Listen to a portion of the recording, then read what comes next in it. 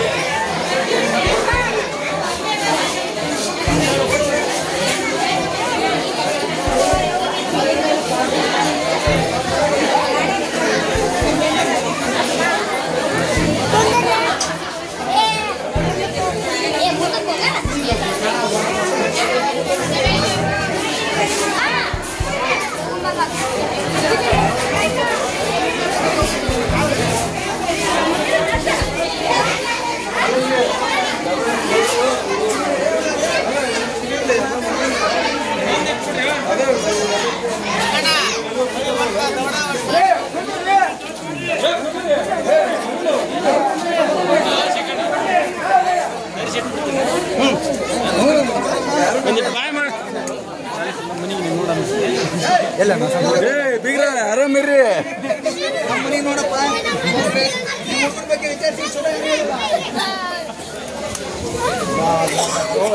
ಕಲಿಮೇಶ್ವರ ದೇವಸ್ಥಾನದಾಗ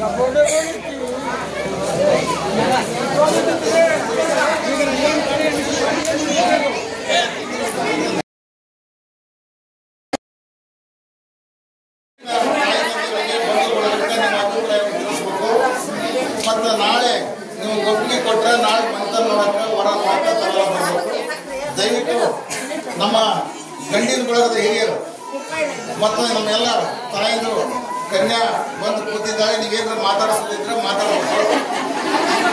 ಹೆಸರು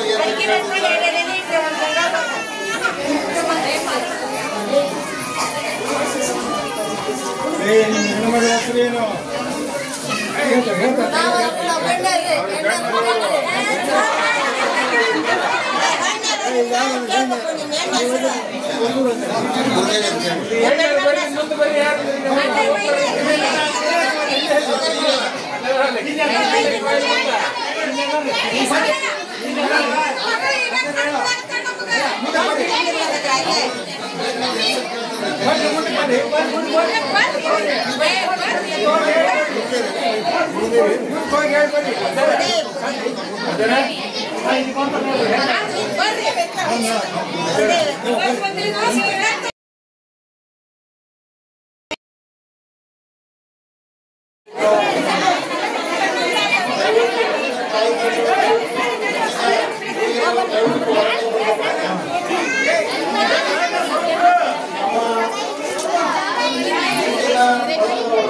ಗಂಡಿನ ಪಾಲಕರು ಅವರೆಲ್ಲ ದಯವಿಟ್ಟು ಕನ್ಯಾ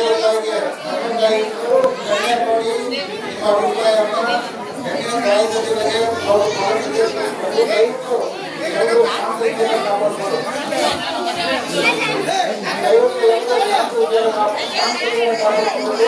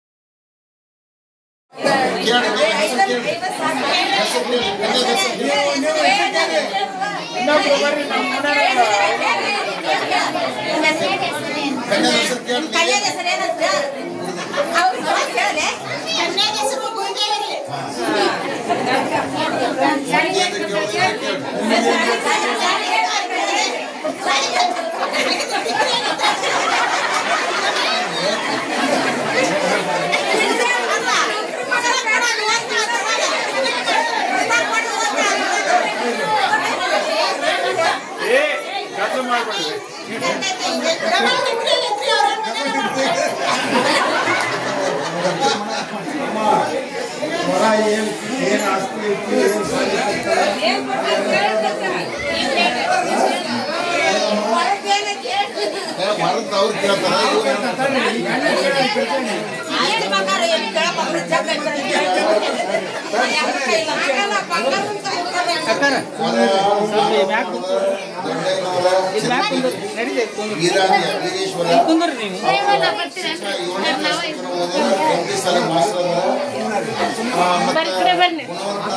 ನೀತಿವಂತ ಆಚಾರವಂತ ಎಲ್ಲ ರೀತಿಯ ವರ ಒಳ್ಳೆ ಗುಣವಂತದನ ಬೇಕಂದ್ರೆ ಇಲ್ಲೇ ಅದನ್ನ ನೀವೆಲ್ಲ ನೋಡ್ಬೋದು.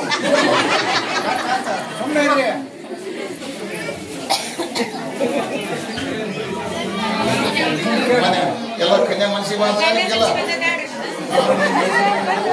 ಕನ್ಯಾ ಮನಸ್ಸಿಗೆ ಬಂದೈತಿ ಅಂದ್ರೆ ಈಗ ನಾಳೆಗೆ ನೀವು ವರನ ನೋಡಕ್ಕೆ ಮನೆತನ ನೋಡಕ್ಕೆ ಬರ್ಬೇಕಂತ ಈಗ ನಿಮ್ಗೆ ಆಮಂತ್ರಣ ಕೊಟ್ಟಿವಿ. ನಿಮಗೂ ಮನೆತನ ನೋಡಕ್ಕೆ ಎಲ್ಲ ಬಂಧು ಬಳಗ ಕರ್ಕೊಂಡು ಬಂದು ನೀವು ಒಟ್ಟಿಗೆ ಕೊಟ್ರೆ ನಾಳೆಗಿನ ರಾತ್ರಿ ಮದ್ರಿ ಅಲ್ಲೇ ನೀವು ಗಟ್ಟಿ ಮಾಡಿ ಸಕ್ಕರೆ ಹಾಕ್ತೀರಿ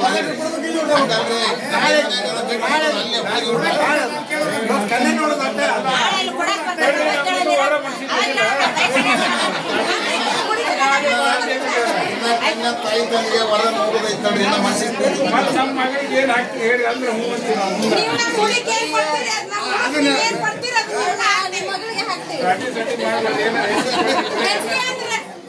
ಬಂಗಾರದಂತ ಹುಡುಗನ ಕೊಟ್ಟಿರ್ತೇವೆ. ನಿಮ್ಗಿನ್ನು ಬಿಟ್ಟದ್ದು ಏನ್ ಬೇಡ್ತೀರ ಅದನ್ನ ಕೊಡ್ತೇವೆ. ವರನ್ ಬಗ್ಗೆ ಕೇಳ್ರಿ ನೀವು. ಈಗ ನಮ್ಕಿಂತ ದೊಡ್ಡ ರಜ ಹೇಳ್ಬಿಟ್ಟಾರೆ ಅವ್ರು ಏನಂತಾರ ಮಾಮಾಗ ಹೇಳ್ಬಿಟ್ಟೇವೆ ನಾವು. ಈಗಂತೂ ವರದ ತಾಯಿ ತಂದೆಗೆ ಬಂದು ಬಳಗಕ್ಕೆ ಕನ್ಯಾ ಮನಸ್ಸಿಗೆ ಬಂದೈತಿ. ನೀವು ನಾಳೆಗೆ ಸಾಯಂಕಾಲ 4 ಗಂಟೆಗೆ ವೀರಭದ್ರೇಶ್ವರ ದೇವಸ್ಥಾನದಾಗ ವರ ಮನ್ಸಿಗೆ ಬಂದೈತ್ರಿ ನಮ್ಗೆ. ನಾಳೆ ನಾವು ಮಂತ್ರ ನೋಡಕ್ ಬರ್ತೀವಿ 4 ಗಂಟೆಗೆ. ಎಲ್ಲರೂ ದಯವಿಟ್ಟು ಯಾರು ಹೊಲ್ಕ ಪಲ್ಕ ಹೋಗ್ಬೇಡ್ರಿ. ದುಡಿದು ಎಲ್ಲರಿಗೂ ಇರುತ್ತಾ. ಒಂದು ದಿವಸ ಚಂದಾಗ ಕಾರ್ಯಕ್ರಮ ಮಾಡೋದು ಅಷ್ಟು ಕೂಡಿ ಚಂದ ಆಗೋದಿಲ್ಲ.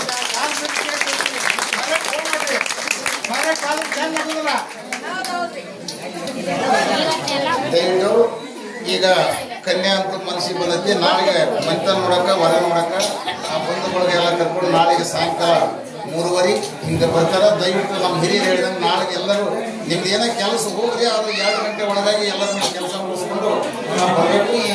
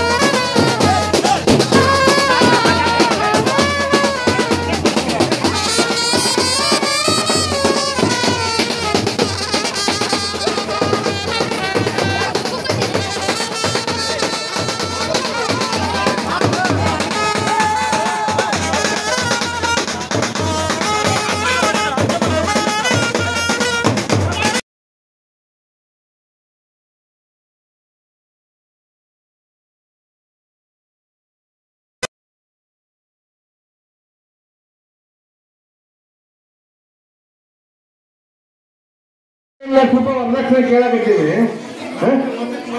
25 ಲಕ್ಷ ಈಗ 25 ಲಕ್ಷ ಹೋಗಕ್ಕೆ ಕೊಟ್ಟು ನೀವು ಕೈಲಿ ಕೊಡ್ರಿ. ಹೇಳಿದವರೆಲ್ಲ ಪಾತ್ರ ಹಿಡ್ಕೋಬೇಕು. ನಾ ಹೇಳಿದ ಬಿಜಾಪುರ ಜಿಲ್ಲೆ ಮುದ್ದೇಬೇಡ ತಾಲೂಕಿನ ಬುದುಕುಂದಿ ಗ್ರಾಮದ ಹಿರೇಮಠದ ಆದಾಯನವರು ಮತ್ತು ಮಹಾದೇವಮ್ಮ ಅವರ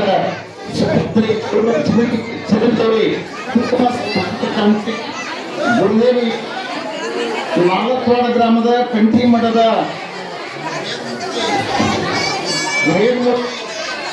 ರುದ್ರಯ್ಯನವರು ಏನ್ಮೂರ್ತಿ ದೊಡ್ಡಯ್ಯನವರು ರುದ್ರಮಾಯಿಯವರ ಜ್ಯೇಷ್ಠ ಸುಪುತ್ರನಾಗಿರುವಂತ ಚಿರಂಜೀವಿ ವೀರೇಶ್ವರನಿಗೆ ದೈವ ಸಾಕ್ಷಿಯಾಗಿ, ಪಂಚಾಚಾರ್ಯ ಸಾಕ್ಷಿಯಾಗಿ, ಗುರು ಹಿರಿಯರ ಸಾಕ್ಷಿಯಾಗಿ ಅವರ ಮಗಳನ್ನ ವೀರೇಶ್ವರನಿಗೆ ಕೊಡುವುದಕ್ಕಾಗಿ ಅವರು ಸ್ವಸಂತೋಷವಾಗಿ ಒಪ್ಪಿಕೊಂಡಿದ್ದಾರೆ ಅನ್ನೋದಕ್ಕೆ ಅವರು ಕೊಟ್ಟಿರುತ್ತೇವೆ. ಬಾಯಕ ಸತ್ಯ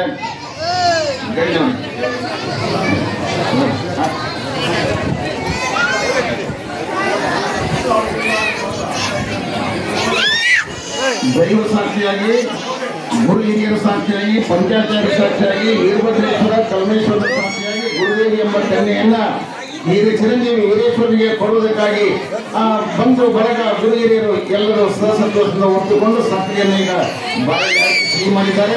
ಹಾಗೇನೆ ಈಗ ಗಂಡಿನವರು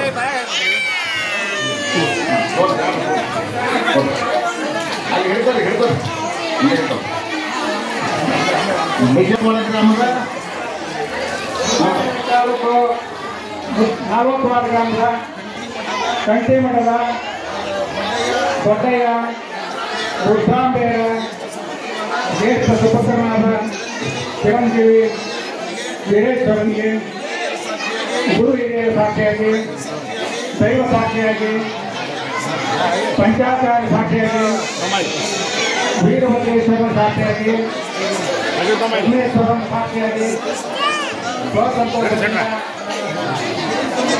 ದೇವರಕೊಂಡಿ ಗ್ರಾಮದ ಆಲಯ ಮಹಾದೇವಮ್ಮ ಇವರ ಸುಪುತ್ರಿ ಚಿರಂಜೀವಿ ಕುಂಕುಮ ಸೌಭಾಗ್ಯಕಾಂಕ್ಷಿ ಗುರುದೇವಿ ಎಂಬ ಕನ್ಯಾಮಣಿಯನ್ನ ನಾವು ಸಂತೋಷದಿಂದ ತೆಗೆದುಕೊಂಡಿರುತ್ತೇವೆ.